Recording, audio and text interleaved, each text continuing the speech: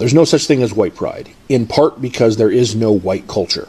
You can have pride based on your ethnicity, like Scottish, German, Irish. You can even have regional pride, like Southern pride. These things usually apply to your cultural identity, like how you grew up, etc. And I had some people argue, well, other colors have pride, and no, they don't.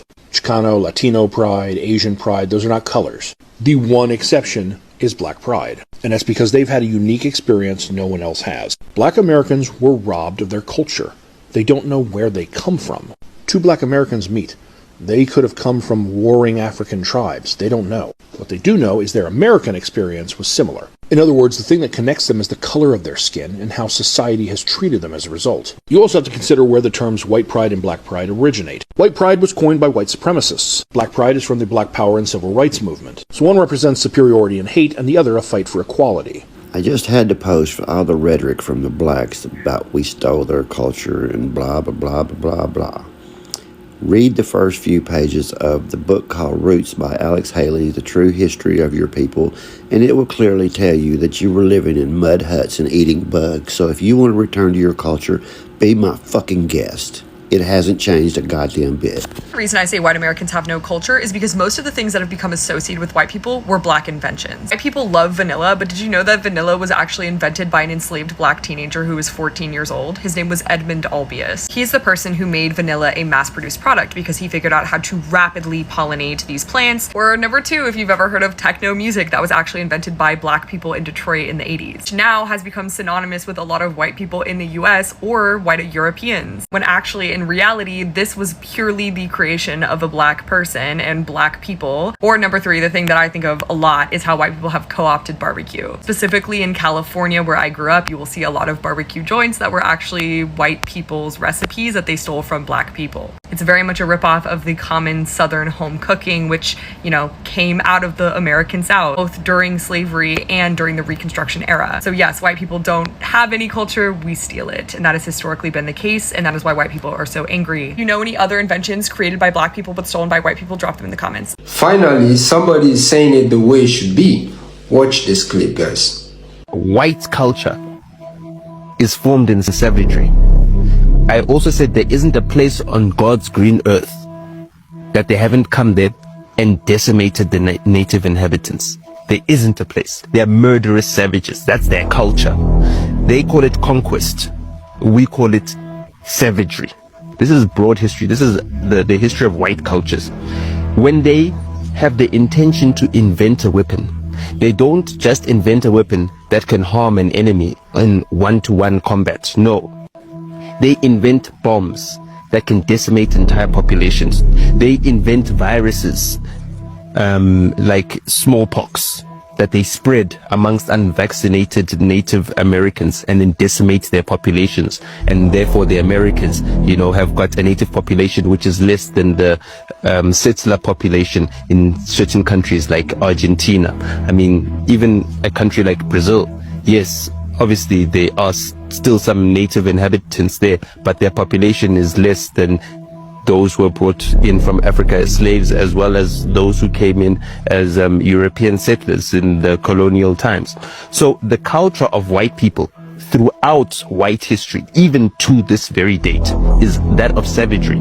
It's that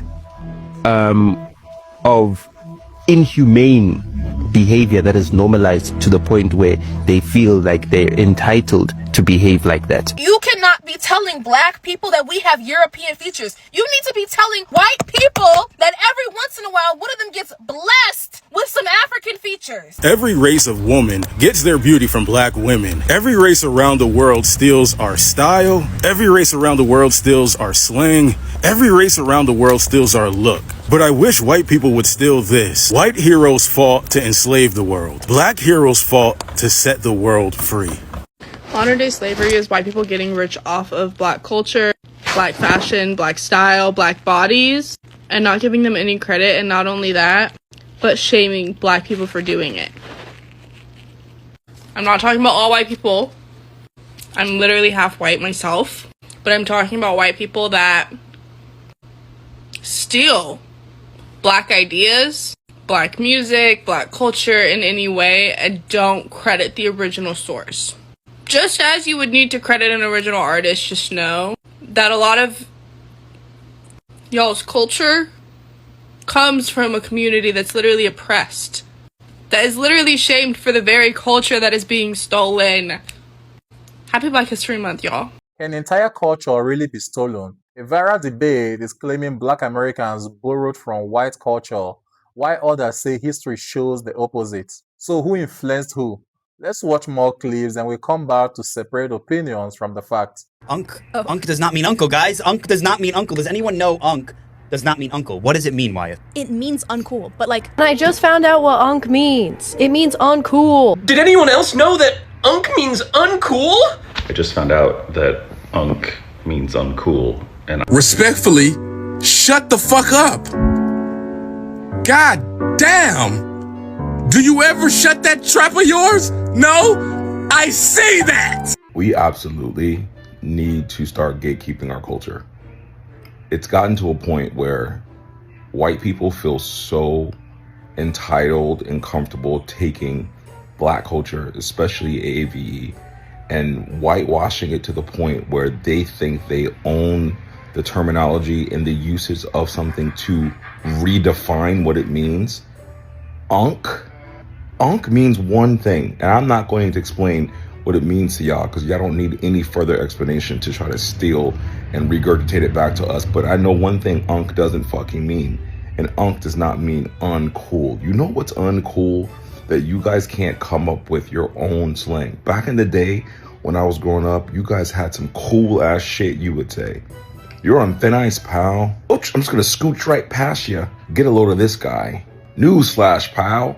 You guys have so many cool things that you could do and come up with yourself, but you are stealing Black speak, trying to make it something else, and telling us that unk means uncool. On the first day of Black History Month, please stop. I got in trouble for this, but when I was in high school, I wrote a paper about how white people can pick up Black culture when they see fit, usually when they're younger, and then when they get older, it's outdated, it's like too much, and they let it go and they go back to their white lives. And so this trend of there was once a time is making me think about that, because a lot of these people, not all of them, some of them I'm sure they still have Black friends, but a lot of them are like, you know, my life is so different now, I would never do that. They're not saying it explicitly, but you know, it's there saying that I had my time and now I'm ready to be a mom, I'm ready to make sourdough and just live a different life, as if it's something you can just put down. People can't stop being Black, but you know, when you're done with Black culture, you can do whatever you want. Here's the reality. American culture has been shaped by contributions from many different communities, but there is a question that Black Americans have had an enormous influence on the nation's music, fashion, language, sport, entertainment, and popular culture. Genres like jazz, blues, gospel, R&B, hip-hop, and rock all trace significant roots to Black artists and communities, and those influences continue to shape culture around the world. At the same time, culture doesn't stand still. Ideas, traditions, food, fashion, and music are constantly shared, borrowed, and reimagined by people from different backgrounds. The real debate isn't whether cultures influence each other, because they always have. It's whether people give proper credit and understand the history behind those contributions. At the end of the day, understanding history should bring people closer together, not drive them further apart. Respecting someone's cultural contribution doesn't take anything away from anyone else. It simply acknowledges the role they have played in shaping society. So what do you think? Do we do enough to recognize these historical contributions of different communities, or does the conversation often become more divisive than educational? Share your thoughts in the comments respectfully, and before you go, do well to like and subscribe to my channel. I'll see you in the next.